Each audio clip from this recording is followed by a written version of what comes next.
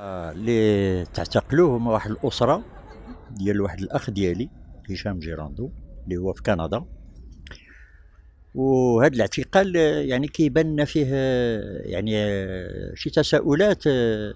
يعني في الحقيقة نتمناو يعني يحظاو هاد الناس بالمحاكمة العادلة، لأن اللي لاحظت أنا هو الأستاذ المحامي ما عرفتش انا تهجم على المحامي ديال المعتقلين.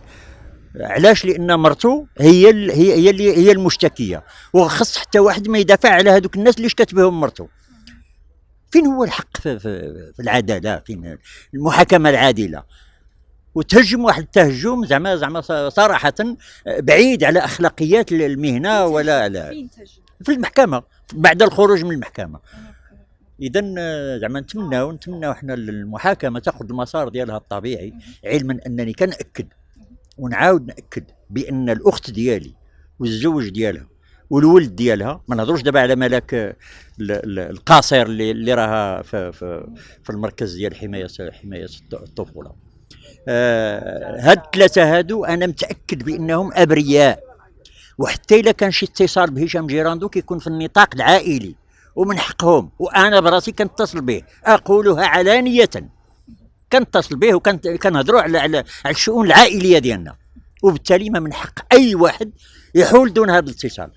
ولكن اذا كان هذا السيد هذا يعني خرق القانون ولا عنده يعني في موضع اتهام، يتبعه هو كيتحمل المسؤوليه ديالو. على يتبعه هو كيتحمل المسؤوليه ديالو. ما يمكنش لا تزر وازرة وزر أخرى. هذا هو اللي كيقولوا الفقهاء ولا العلماء ولا الحكماء ولا العدالة، لا تزر وازرة وزر أخرى. راه ما يمكنش نعتقلوا ناس لأن عندهم تواصل مع واحد، بس سي بيزار. بالنسبة لمالك تواصلتوا معها؟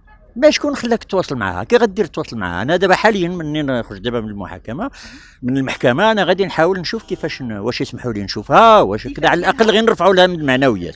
ما كانوش يجيبوها من الناظور، يخلوها في الناظور يسمعوا لها تما. علاش تجي للشرطه الوطنيه ولا الفرقه الوطنيه؟ راه كاينه الفرقه تما في الناظور، هي طفله كتقرا، يخليوها. وإلا كان شي متابعه تكون من تما. ما يعني شي امور كدوز في هذا